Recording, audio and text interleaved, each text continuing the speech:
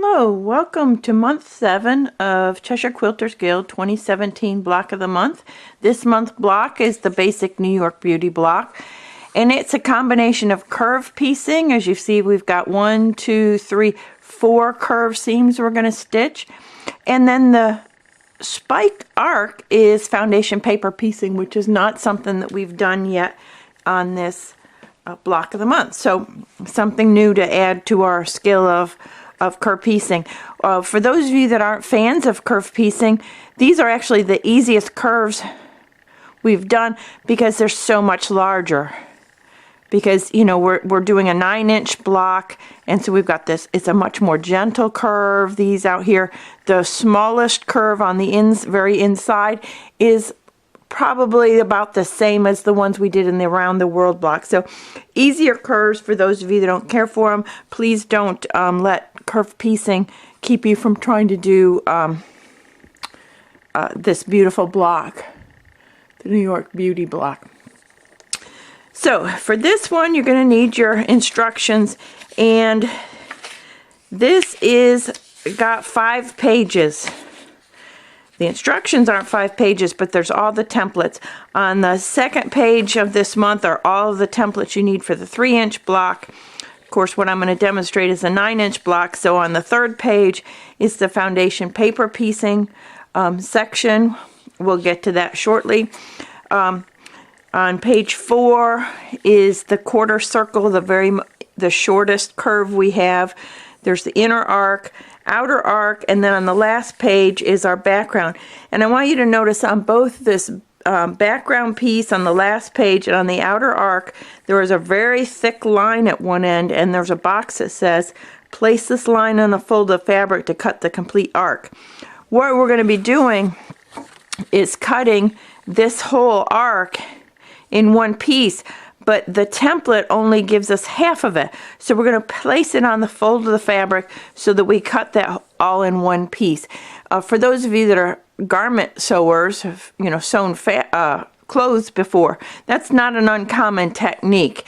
And the same thing, we're going to cut this big, it almost looks like a triangular piece, except this side is curved. It's like an arrowhead.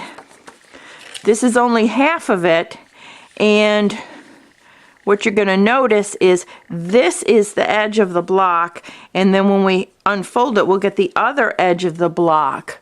So what we want to do is try and get that on straight of the grain. It's not a big problem if we cut it on the bias, but if we get on the straight of the grain, that might make things simpler for you later on.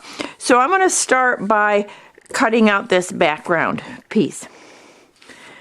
That's our fabric 2, and for my block I'm going to use this black for it. So what I'm going to do, instead of doing the traditional fold it on the thing like this, in order to get the edges to be more on grain, I'm actually going to fold my fabric in half on a diagonal and use this on that edge to kind of get a straight of grain along this along this segment of the piece. So I'm going to go away. I'm going to trim out my template a little closer so I don't have all this extra paper, and I'll meet you back here in just a couple. Okay, I also hit my fold of my fabric with the iron just to give it a little bit of substance. And the next thing I'm going to do is I'm just creasing this fabric, or sorry, this template along the edge that's going to go along on the fold, just to be able to have that little extra visual peek over the edge. You can kind of feel it with your finger, but the fold just gives me a little more comfort. Okay, now we're going to do like we've done before. Turn our template over, and we're going to put washable glue on it. Now I want you to notice in particular that I'm using Elmer's this time. It's hard to open because the cap sticks really good. And in the past, I know I've said, I don't care what kind of glue you use as long as it's washable. Well, I hadn't tried my Elmer's. And I tried this the other day, and it really is nicer than the other washable glues I've tried, whether they be glue pens from the quilt shop or whatever. So this is Elmer's washable school glue, and it goes on purple, just like the other I was using, and it dries clear. But what I notice is, sorry, trying to get the cap on, that I have less trouble with it actually sticking to the fabric and pulling the paper part when I go to take it off later. So I've got it, oops, right where I want it on the edge. Flatten it down. So now we're good to cut. Now, two things I want you to notice, or two of the sides, there's three to cut. This one, long one, and this one are both straight ones, so use your ruler to cut those. And then this curved one, we can do a little more carefully with our technique that I've shown you before. So, I'm going to turn this around, and I'm lining up the 1/4 inch line, again, Creative Grid ruler. This happens to be the 3.5 by 12.5 version, and it actually has a nice, bright, clear 1/4 inch lines on every side, so I'm actually going to use that for this. So I'm lining up the 1/4 inch line on the ruler with the sew line on the template, and then I can very easily go 1, 2, and I've got the straight edges cut. Now, a couple of people have asked about why I don't just pick up the piece and use my scissors to cut when I have a curved edge. And my response is, I'm sharing what I find easiest to do and most accurate to do. And I've found that when I've picked up items to cut with scissors, is the fabric flops around, the template flops around, even if I've got it glued on. If I'm cutting two of something, the second piece of fabric doesn't stay with the first. Then I'd have to put pins in, and when I put pins in, then things distort. So I've just found it's easier to keep the fabric laying flat, put my template on it, and I promised in the last response I made on YouTube that this would be easier this time. And you'll notice there's no Band-Aid on my finger anymore. So I have a nice sharp blade in my rotary cutter, and I'm just rotating the ruler, keeping it 1/4 inch on the sew line, and I'm just slowly rotating, slowly cutting around the template. And I find it might take a little more time than other methods, but I get a more accurate result. And we cut.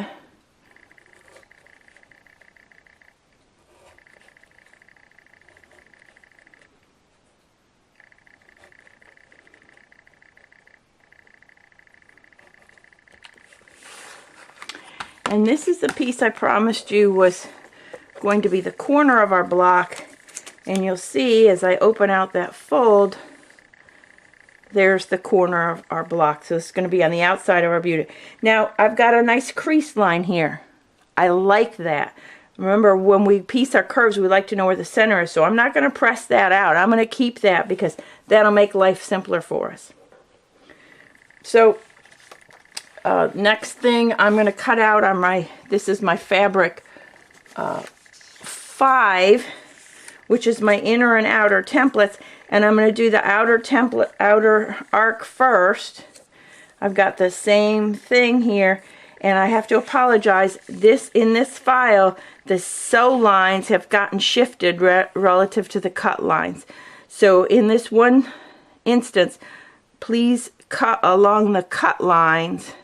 Otherwise, you're going to be just a tad small. It actually works. I did cut one using a 1/4 inch from the cut lines and pieced a block using that. It worked fine. And then I cut using the cut lines and pieced it, worked fine. So either way will actually work, but let's go with the cut lines this time, just to make sure you have enough fabric.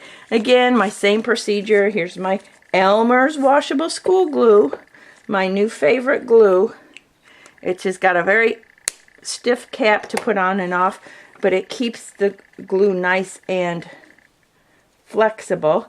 And I need to position this right about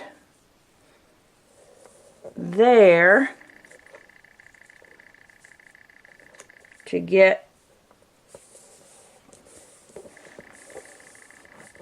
this cut out of my 10-inch square. I've got one straight edge here, so I'm going to trim that one straight edge. We don't want to cut here at all. We want that to stay as one solid piece. And then we're going to go through and cut along our curves. And this time I'm going to try and line up with the cut line with my ruler. And you should see that I'm able to do it fairly quickly now that I'm not handicapped by a damaged finger.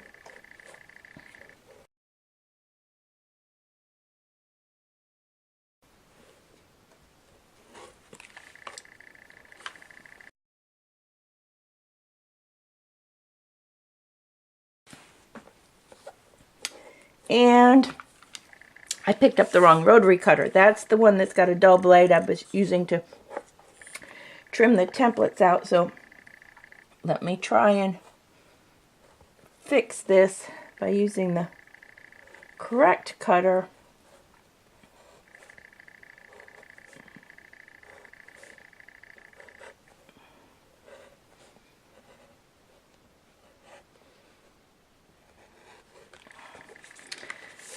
Big difference when you use a sharp blade. We also want to cut off this edge. Thought I had already. Oh, it's because I was using that not so sharp cutter. I just put a new blade in this one, so I know it's nice and sharp. Keep your fingers away from the blade, folks. You don't need to be hampered like I was. And now again I'm going to do the other side. Again, I'm using the cut line on the template because the sew lines are slightly displaced from where they should be. Though if you cut a 1/4 inch away from the sew line, I tested it and it will work, so no harm there if you use my standard technique.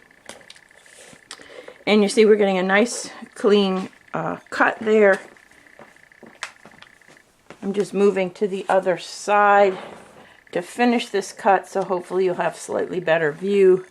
You won't see the back of my hand. You'll be able to see hopefully a little bit more of what I'm doing with the ruler.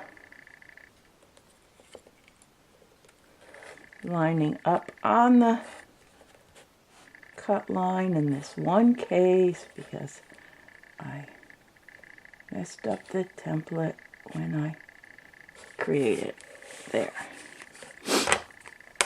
So there we have our outer arc cut, and notice you can't even see the glue. You can't even really feel the glue left behind on the paper. So that Elmer School glue is really nice. And again, we don't want to lose that crease in the middle, so I'm not pressing that out. Now from the remainder of this piece, I'm going to cut out my inner arc. For this, I really don't want the crease, so let me take this over and press that crease out, and I'll be right back. Okay, I got rid of my crease, so I opened up my glue. I'm going to put on, I'm just going to be generous. I just put a slash all the way down through the middle. and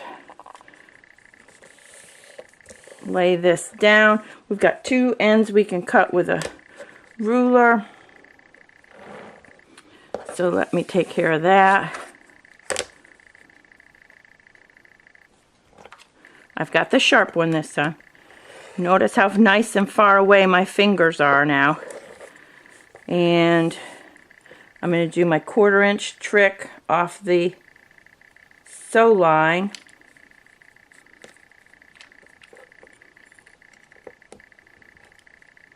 To get this cut. And it's nice when you have a rotating mat for this, because you can rotate the mat around even as you cut, so that you have a nice angle for cutting. And I'm going to move this up a little bit farther, give you a little bit better view. Not trying to hide stuff from you.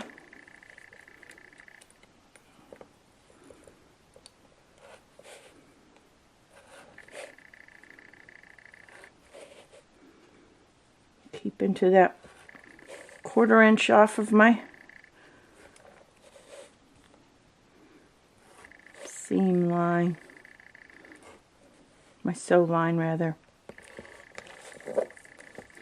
There's two sides done. This one of course is easy because it's just a straight. And then I've got the rest of this to cut, and the outer template, circle cut from fabric 6. So let me finish those two cuts and I'll meet you back here. Alright, while I was gone, I went ahead and cut my pieces out of fabrics 3 and 4. From fabric 3 you need 6 2 3/4 by 4 inch pieces for a block, and you need 5 1 3/4 by 4 inch pieces out of fabric 4. This is my fabric 2 background piece. I've got my fabric 5 inner and outer arcs, and my fabric 6 1/4 circle. So now I'm ready to start sewing. So I'll meet you over at the sewing machine. Okay, here I am at the machine ready to sew. I've lined up the centers of my inner arc and my 1/4 circle, the 1/4 circle corner piece.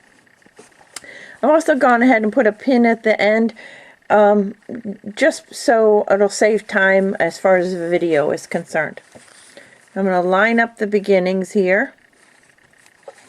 Notice the two straight edges of the two pieces should line up perfectly, and then we can lower the presser foot. I have a knee lift on this machine, and I find it very helpful for piecing, curve piecing, because I can very easily just lift the presser foot a little bit so that I can reposition the fabrics. Better get my purple thing over here, and keep those edges nice and even as I sew this inner arc to the 1/4 circle.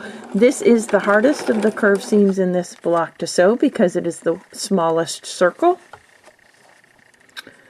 But if we just follow the tips that I've provided in the last 2 months, you shouldn't have any difficulty stitching this seam.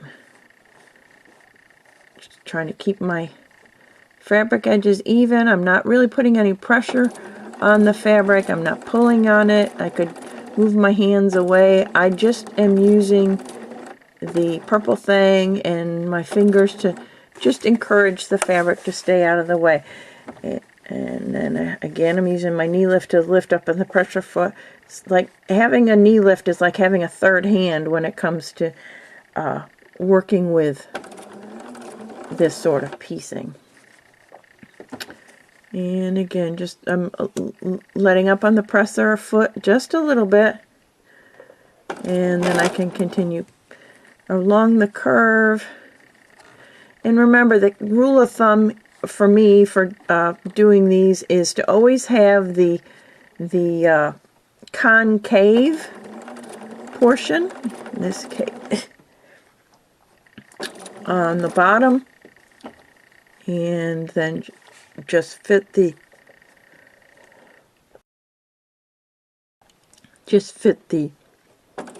convex portion on the top, and just encouraging the fabric to lay down. I'm not putting any tension at all on the fabric.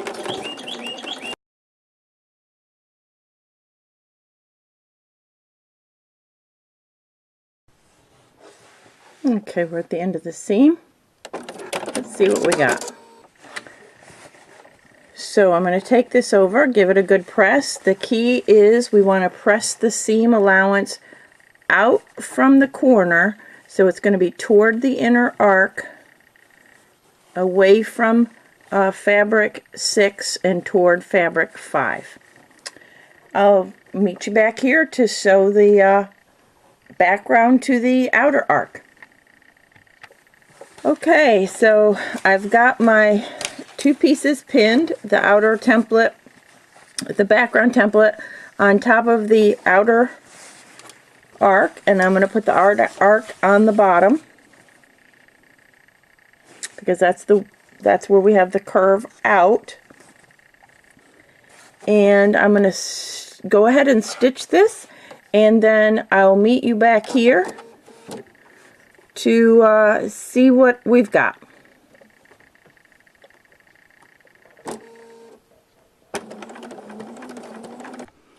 Okay, we've got 2 curved seams done, and I just want to show you where we stand. All we have left is to do this spiked arc in here that makes it the New York Beauty. Notice I've got the seams pressed out from the center, so toward the larger curve on both the inside and the outside piece.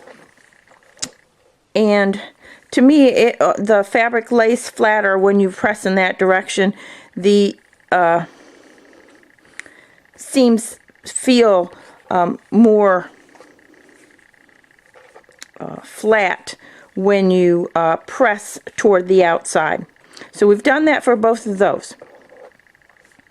Now it's time to talk about foundation paper piecing. Here's our foundation, and you'll notice there's numbers on it, 1 through 11. 1, 2, 3, 4, 5, 6, and then from the 1 it starts 7, 8, 9, 10, 11 in the other direction. And those are the order in which you're going to put the fabric on. Those of you that have done foundation paper piecing before or are familiar with this can probably just sit down and just knock this part of the block out. But for those that haven't, I'm going to take a little bit of time to explain the process. This is the back side of the unit that we're going to make. The front is going to be on this side, so the fabric is going to be face up on this side. Each one of these solid lines is a sew line. That's the line, so we're going to sew between piece 1 and piece 2. And when we go to sew, I'm going to sew all the way from outside the cut line out there, all the way across and outside the cut line on this side. So we extend all the way through the seam allowance. The lines indicate what the final finished piece is going to look like, a little triangle with a curved base for the inside pieces, the 1, 3, 5, 8, and 10. And those are going to be the ones that I'm going to have my dark fabric in. 2, 4, 6, 7, 9, 11 are, again, triangles with a curved base. And that's where our larger pieces, in my case this white, are going to go. But again, from this side, this is the wrong side of the project, and we're going to sew from this side. The right side is the back, and so our fabric is going to be face up on the back when we open up seams. Now, to get started, we need to attach piece 1. And to attach piece 1, you could use a pin, but I prefer to just use a spot of glue. So that's what we're going to do. I'm going to take my piece and I'm going to try and, look through it through some light and see where the lines are. They're right there. And I'm going to I can put a dab of glue. But before I do that, I want to talk about the fact, this is pretty heavy paper. This is paper from a laser printer, so it's pretty heavy paper. And because of that, it makes it a little harder to crease as you go along. So what sometimes people do is they'll pre-crease.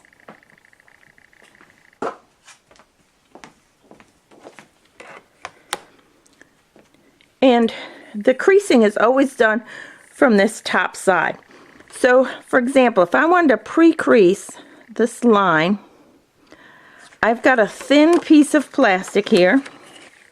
You can use a note, index card, a postcard, you know, one of those cards that are always falling out of magazines, something like that. And you want to lay the edge right on that sew line. That's the black is our sew line. And then we want to fold the fabric up, fold the paper, the foundation, up over that. So we get a nice crease between sections 1 and 2. And if we wanted to pre-crease, we'd go ahead and do that on all the remaining sew lines. So between 2 and 3, between 3 and 4,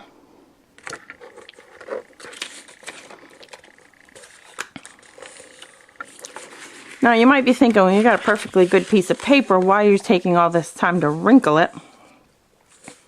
And I'm just going to do it on this up to number 6, and then we'll be able to see what the difference is when we go to do pieces 8 through 11.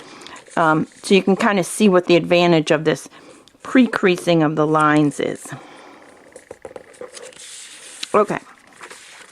So here's my piece 1 is in this section right here. So I'm going to take my glue stick. Like I said, you can use glue or a pin. And like I said, the caps for these Elmers are really snug, which is a good thing. And I'm just going to put, this is my triangle 1 is right in there. So I'm just going to put a blaze of glue there, and I'm going to kind of center this over that section to be sure that you're putting it in the right place. You can hold it up to a light. Let me see if I can show you this. There you go. Now I've got the light shining through the back of it. So I want the piece to cover the entire section that's labeled number 1, and you want it to extend out into the seam allowances on either side. So that's a good placement for piece 1. Okay, the next piece to put on, now that we've got 1 attached, is to put on piece 2. A piece 2 we're going to sew on, and that's where our line comes in. If you have not pre-creased your fabric, then you're going to want to fold it back on line 2, and then take what's called an add a quarter ruler, or you can use a regular ruler that has a 1/4 inch line. The nice thing about the add a quarter ruler is there's a ridge that you can kind of hook on the paper, and then that leaves you a 1/4 inch seam allowance underneath it. So we can pick up our rotary cutter and voila, we have a 1/4 inch seam allowance. Now take the piece for your next section, which is going to be your other fabric. You're going to alternate fabric, so don't ever put the same fabric next to itself, because that means you've got the wrong one. So we want to cover section 2, and the easiest way to see if you're doing that is you take your piece and you line up the raw edge of the piece with the raw edge of piece 1, and then you can kind of see, because of our creases, that's the section, that's what I need to cover with the piece. So if I feel down here, yep, I'm still on the piece. So that's a good placement for the piece. And this is the easiest way to tell your placement is with after you've trimmed off and you lay the piece there, you should be able to cover And if with thinner paper you can see through it real well, or if you hold it up to a bright light, you should be able to see that the new piece that you're adding covers the entire section that you want to cover. And now I can fold this back out flat. And now I'm going to take this sewing machine and I'm going to stitch down this line. Meet you at the sewing machine. Okay, before we start doing the foundation paper piecing, I want to change the stitch length on my machine. My machine comes up with 2.5 millimeters as the default stitch length, which is about 10 stitches per inch. But for foundation paper piecing, you want to decrease that stitch length down to about 1.5, in the 1.5 to 1.8 region. So somewhere in the 14 to 17 stitches per inch. The more perforations you make, the easier it will be for you to take the paper off later.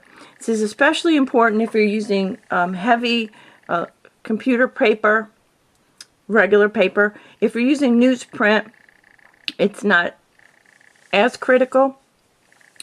But for this heavy paper, you definitely want a 1.5 to 1.8, or as I said, a 14 to 17 stitches per inch setting on your sewing machine.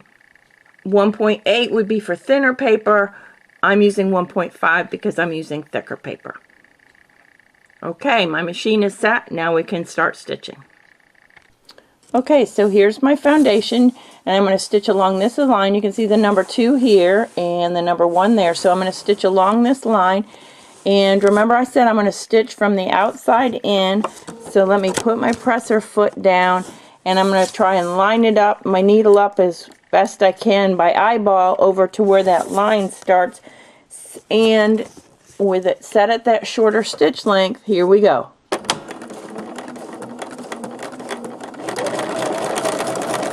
And you might be able to stitch this a little faster than normal because all you're going to do is stitch straight along that line, and when you get to the end of the drawn line, just keep continuing on off the end.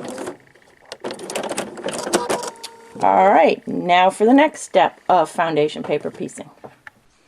Okay, there's a lot of shampoo usage in foundation paper piecing. You know, on shampoo it says lather, rinse, repeat. Well, there's a lot of do these steps, repeat, do these steps. So we've sewn on this line, and if I flip it over, you can see now my fabric needs to get pulled out. Now there's a couple of things you do here. You could go and take it to the ironing board, but what you is often easier and actually better, because you're paying more close attention with your fingers, is you want to kind of fold it back, maybe run your fingernail along it, use a hand presser such as this to make sure you've got a nice clean line. Then here's where the lather, rinse, repeat part comes in. Now we're going to flip it to the other side, fold back on the line between 2 and 3. Uh-oh, I've got some stitching out here. Just grab a hold of that as best you can with your fingers and just rip it out. It might tear the paper, it might not tear the paper. It doesn't matter. The important thing is you want all that fabric laying out there flat. If we've got some extra paper over there, that's okay. So we fold it out. Now we get our add a quarter ruler, and we want to trim our 1/4 inch seam. I went and got my rotary cutter with the newer blade in it. So there you can see we've got our 1/4 inch seam. Pick up your fabric for the next part. This is going to be the thin spike. So it's going to be the other fabric with it still folded back. Line up the edges of the fabric, and then use your fingers, hold up to a bright light, and check and make sure that that fabric you're putting on covers all of that next section, and you can kind of see the crease line here. Maybe you can kind of see the crease line here. So I need my fabric to extend all the way down to here, and if I look on the back, yep, it looks like I've got it covered nicely. So now I'm ready to fold the paper back, take this to my machine, and stitch down that line. Let's go do that. Okay, so here we are. We're going to sew the seam between sections 2 and 3. I'm going to put my presser foot down, and again I'm going to try and line it up so the needle in line with the seam line we're going to sew on, and we're going to start outside the cutting line and stitch our way all the way across.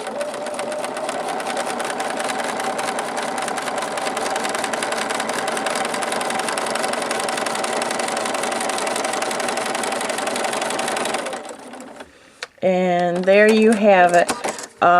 Very easy stitching because you have that line to follow, which is one of the nice things about foundation paper piecing. You don't have to worry about your 1/4 inch seam or whatever. So I can fold it back. I'm going to run my fingernail along it, or I'm going to use my little hand pressing tool, finger pressing tool rather, to finger press that back, and you can see that nice sharp point we've got there on the whiter piece. Okay, flip it over, fold back on the next line, which is going to be between 3 and 4. We've got fabric sticking out, so we just grab it and tug it. There we go. So that all our fabric is laying flat. Bring over your add a 1/4 ruler. Trim your 1/4 inch seam. We just sewed on a black piece, so I'm going to want a white piece next because you're going to alternate fabrics around. So I bring over my white piece. I line up the raw edges. I pick up my thing, look at where my piece needs to be, make sure we've got all the coverage we need. Fold your paper flat, take it to the machine, and stitch the next seam. Okay, so here we are sewing the next seam. My foot down using my knee lift. I can adjust all the way down, and away we go.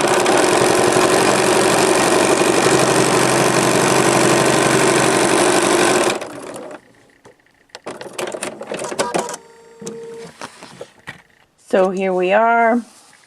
This one's sewn. We open it, we flip it over rather. Remember, the back is the right side, and you see as we turn our fabrics over, as we finger press these seams, you will see the right sides of your fabric. So now I see I'm going to need another dark piece, and so I'm going to turn it over. I'm going to fold on the line between 4 and 5. I'm going to pull off the fabric that I need to so that it all lays flat. Use my add a 1/4 ruler.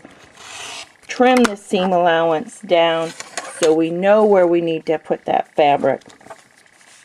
We're going to put the fabric underneath, and we're going to make sure that we line up the edges so we have a nice 1/4 inch seam allowance, and make sure that our fabric reaches far enough down, yep, to cover that whole section. Go back to the machine, fold this out, go back to the machine, and stitch the line between 4 and 5.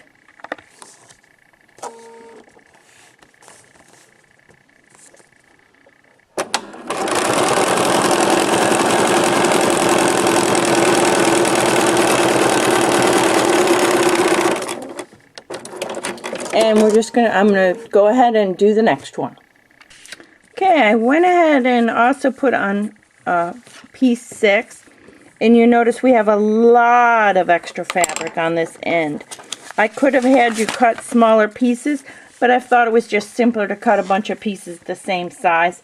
We probably could even cut this off and use it at the other end, but we're going to waste a little bit of fabric just to make sure it's clear to everyone what we need to do. Okay, now on 1 through 6 I had pre-creased the line, so let's go over here. Now we need to do piece 7, which means now we're going to do the other direction on the arc. And I don't have this line pre-creased. So take your thin, stiff item, postcard, index card, whatever you might have, lay it where it's right exactly on the line and pull the paper up and over that to crease it. And again, you're going to have to pull off where you've got stuff already stitched down. Then use your add a quarter ruler as we did before.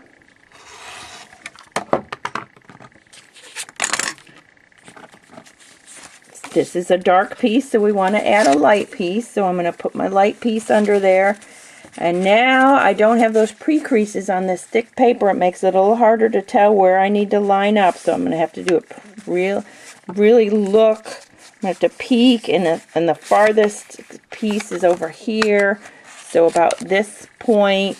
Does my fabric reach to there? Yes, it does. It's a little trickier without having that clue. With thinner paper, you can hold it up to a bright light, whatever. And we just continue like this, and all the way through we get piece 11 on. I'll meet you back here after I get piece 11 stitched on. So here's our foundation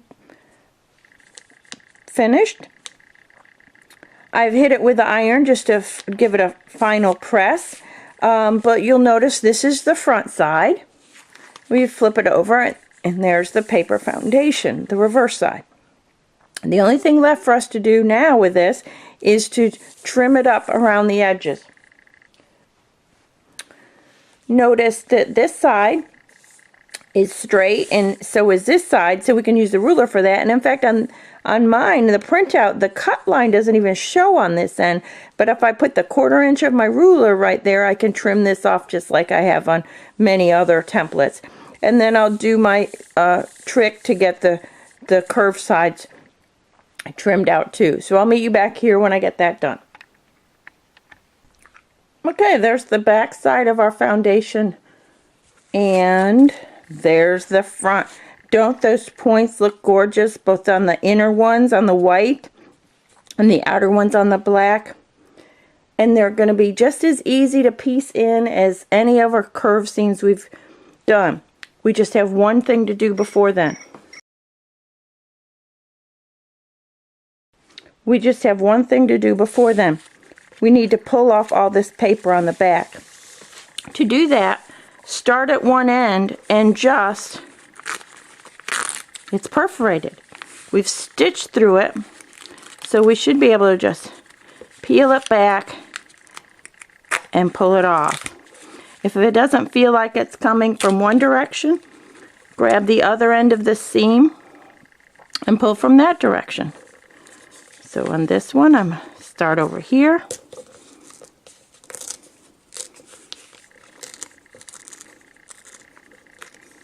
And then it just comes off. Oops, I got a little bit of a point there. Just grab a hold of it. If you need to, use a pair of tweezers to get in there to get the last little bits of paper out. But this is what we need to do all the way across. So as you watch me pull the rest of the paper, I want to talk about what happens if something goes wrong when you sew a piece on. You didn't put the fabric in the right place, and so it doesn't cover the next section, or something distracted you and you didn't sew on the line. Well, we put in little stitches. That makes it harder to tear out those stitches.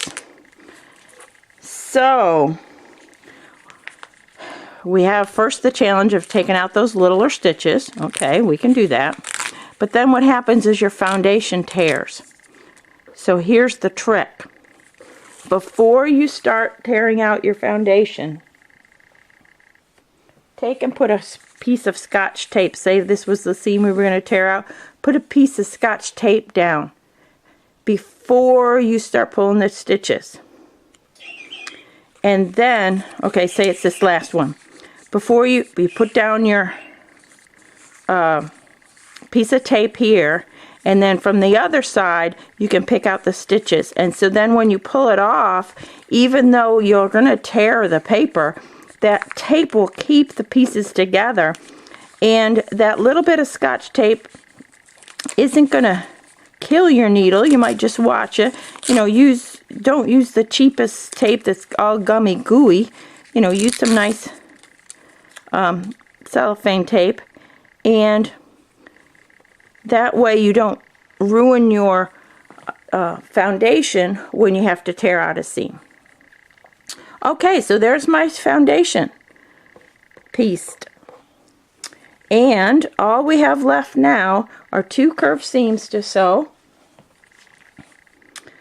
The inner one, and then press the seam toward the foundation. You want to go toward the outside.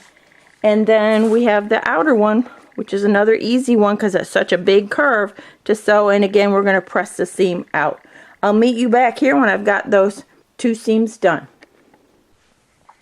Well, there you have it. The basic New York Beauty block with our inner arc, outer arc, background, our quarter circle inner piece, and our foundation pieced spiked arc.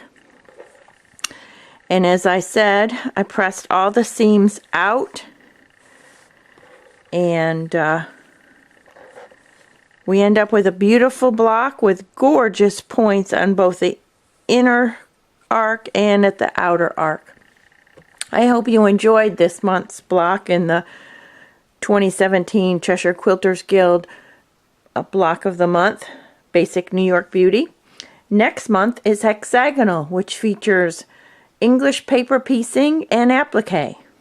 Look forward to seeing you then. Bye bye.